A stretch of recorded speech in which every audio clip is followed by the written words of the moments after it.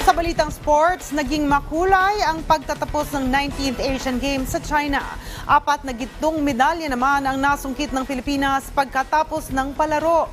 Si Rafael Bandairel sa detalye. Nitong linggo na nagwakas ang Hangzhou Asian Games o ang tinaguriang Olympics ng Asia.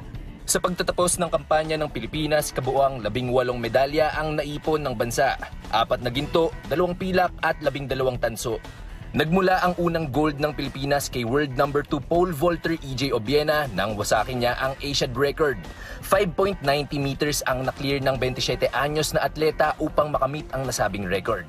Sa jiu-jitsu naman, magkapares na ginto ang naiambag ni Meggy Ochoa at Annie Ramirez. Samantala, isang napakatamis na ginturin ang naiuwi ng Gilas Pilipinas sa men's basketball. Butas ng karayom ang pinagdaanan ng Gilas matapos nilang hablutin ang 77-76 na panalo mula sa hosting China bago sila bumawi sa Jordan upang makamit ang unang gintong medalya ng Pilipinas sa basketball mula 1962. Nagmula naman ang mga pilak kay Yumir Marshall sa boxing at Arnel Mandal sa wushu. Hindi nalalayo ang medal haul ng Pilipinas ngayong taon kumpara sa huling edisyon ng Asian Games kung saan 4 gold, 2 silver at 15 bronze medals ang naipon ng mga atletang Pilipino para sa kabuoang 21 medals.